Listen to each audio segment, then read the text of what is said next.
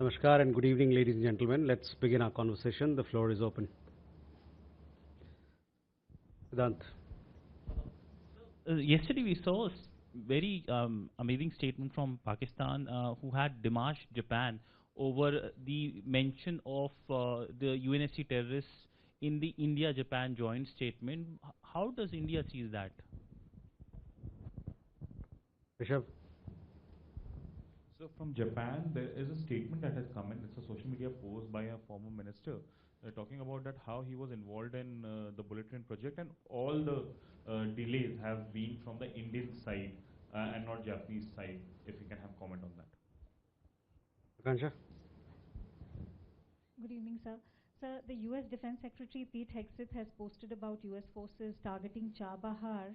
Has this impacted India's operation at Chabahar, and given Chabahar's importance to India for trade and connectivity, how does India view the implications for regional connectivity project of Chabahar?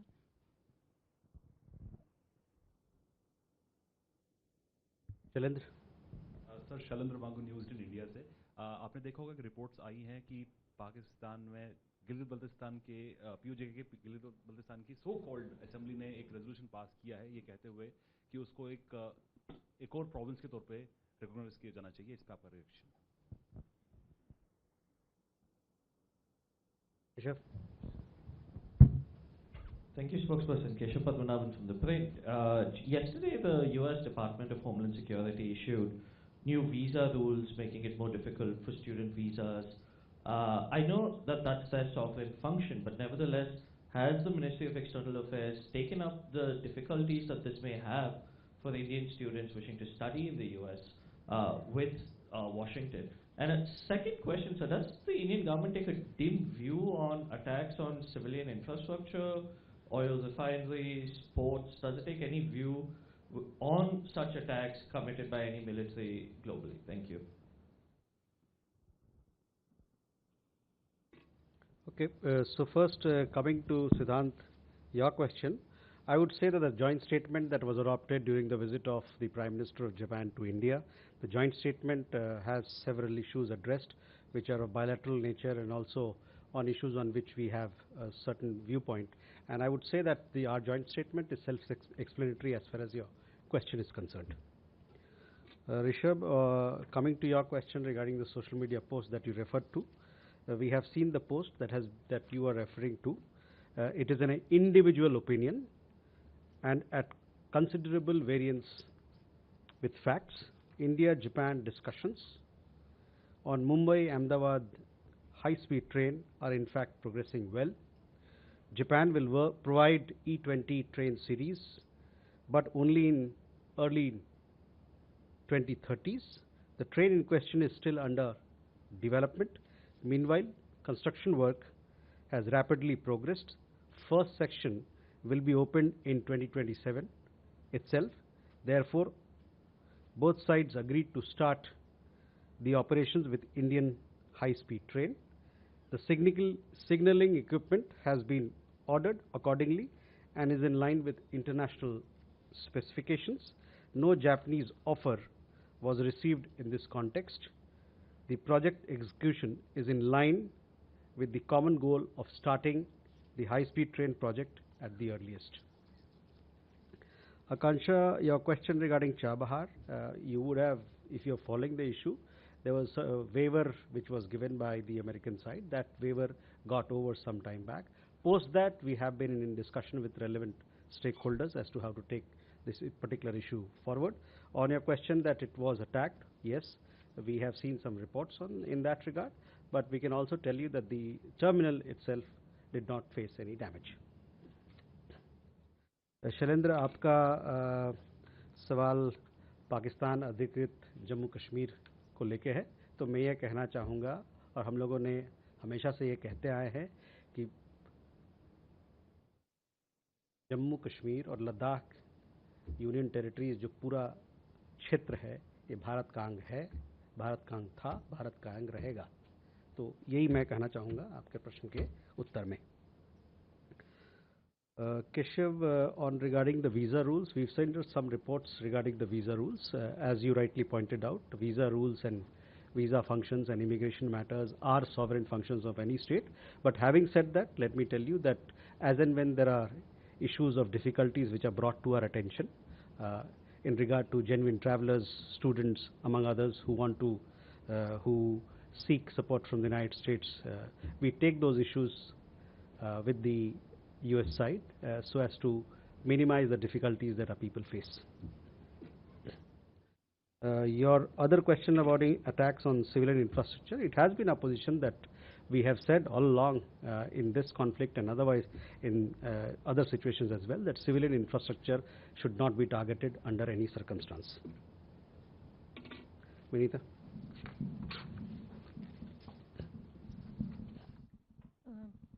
You know, after the NIA court issued a non-bailable warrant against Lashkar Chief Hafiz Saeed, Pakistan has said that India is not engaging constructively in the investigations of Pahalgam attack, terror attack, and they've said that all these things are standard Indian playbook to use sham legal processes and promote mischievous objective.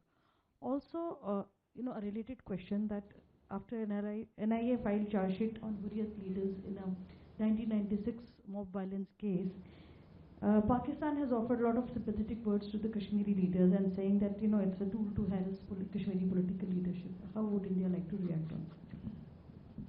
Okay. Neeraj?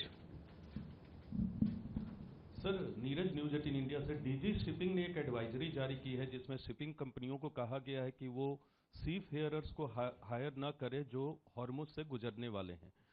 आप इस decision को कैसे देखते हैं? और अभी हाल में एक सरकारी सूत्रों से खबर आई थी कि इस युद्ध की शुरुआत के बाद यानी 28 फरवरी के बाद कुल 13 भारतीयों की मौत हुई है। क्या अपने पास ऐसा कोई आंकड़ा है कि कितने सेलर्स की मौत हुई है?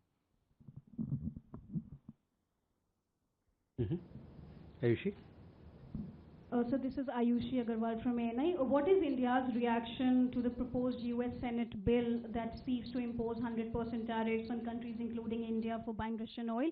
And the proposed US Senate bill also appears to exempt some European countries while proposing tariffs on India for buying Russian oil. How does India view this apparent differential treatment, sir? Yeah.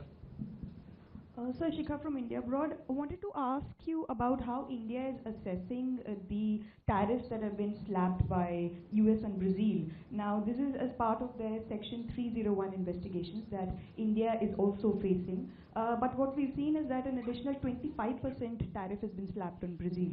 And the whole plethora of subjects that have been sort of adjudicated include Brazil's instant payment system, preferential tariffs, and weak anti-corruption enforcement, which means that there are many issues involved. So is this also a sort of warning to India like GTRI has sort of discussed? Yeshi? This is Yeshi Seli from Business India. There are two questions. One is, how many Indian vessels are still stuck in the Strait of Hormuz? And secondly, are we buying oil from Russia at all at this point in time? Okay, let's go over these questions first. Vinita, coming to your question on the comments that have been made. See, the Pahalgam terror attack took several innocent lives. You all saw its barbarity. Our authorities have begun investigations in the matter and it continues. As far as cross-border terrorism is concerned, you are well aware of Pakistan's decades-long sponsorship and support for it, as also its continued use as instrument of state policy. On your second question, I would say that Pakistan has no locus standi to comment on matters which are internal to India. Neeraj, आपने डिजी shipping के जो advisory अभी जारी किया है उसके बारे में उल्लेख किया है। मैंने भी वो एडवाइजरी देखा है।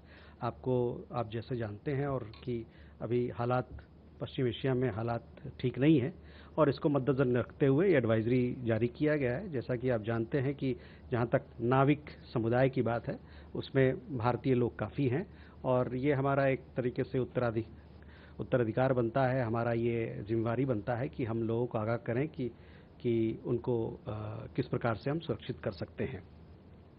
आपने यही बात की कितने नाविक हमारे इस युद्ध में अभी तक क्षतिग्रस्त हुए हैं। तो मेरे पास नाविक के बारे में एग्जैक्टली कितने हैं वो नहीं कह सकता हूँ, लेकिन मैं आपको ये बता सकता हूँ कि खाड़ी युद्ध में अभी तक पश्चिम एशिया में हमारे 14 भारतीय नागरिक मारे गए हैं और 2 भारतीय नागरिक अभी भी लापता हैं। तो कुल मिला के 16 लोग हैं जिसको आप कह सकते हैं कि वो लोग अभी इसमें 14 लोग मरे हैं और 2 लोग अभी लापता हैं। और बाकी नाविक का जो संख्या है वो मैं आपको इस प्रेस कॉन्फ्रेंस के बाद में आपको बतलाऊंगा। Ayushi, your question regarding the proposed Senate bill, we are closely following these developments and we are aware of the proposed legislation. That is what I have to say. Ayushi, on the number of Indian vessels which are there in the Persian Gulf, as of today, we have, as you all know, that there is regular traffic between India and the Persian Gulf region. We have 7 Indian ships which are there in Persian Gulf. Indian flag ships which are there in Persian Gulf. As far as buying oil, we buy oil from various countries in the world.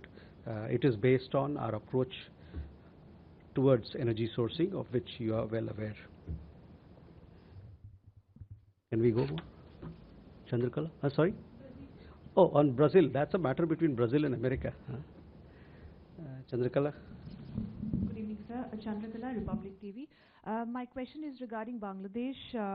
Has there been any communication established between Bangladesh and India regarding, we are learning that Bangladesh has once again asked India to expedite Sheikh Hasina's extradition and return other accused person. And the fact is Sheikh Hasina has herself announced that she'll be returning to on December. So any communication between both the countries regarding the same? Gautam.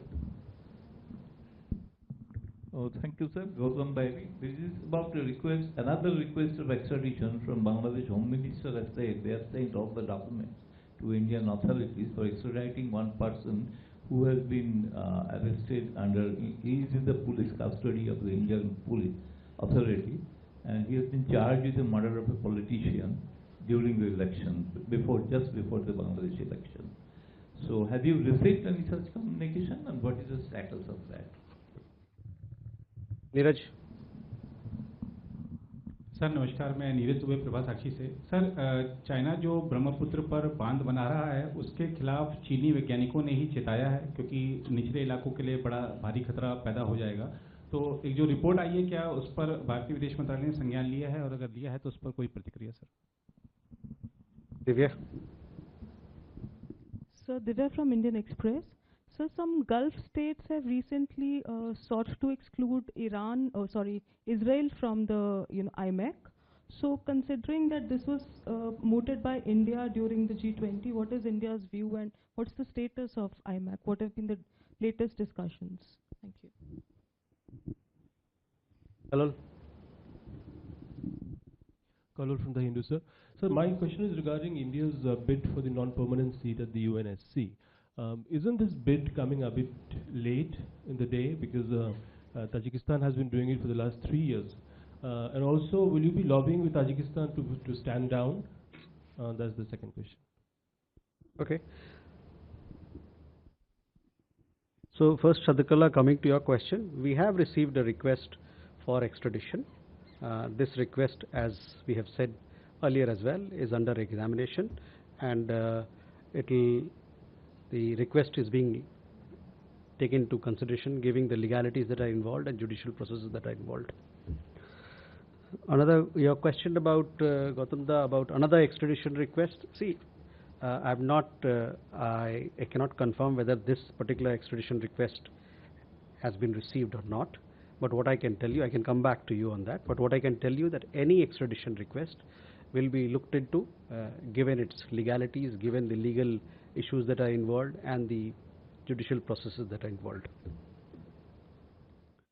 Neeraj, चीन जो Brahmaputra river पे नदी पे जो बांध की बात आपने की, इस मुद्दे पर ये संवेदनशील मुद्दा है, और इस मुद्दे पे हम लोगों ने इस मंच से कई दफ़ा अपना जो रुख है, भारत का रुझान है, उस पर उसको आपसे अवगत कराया है आपको। तो उस जो हमारी स्थिति है, जो हमारा पक्ष है, उसमें कोई बदलाव नहीं है। Divya, on IMEC discussions are going on between India and the countries concerned, and they are progressing.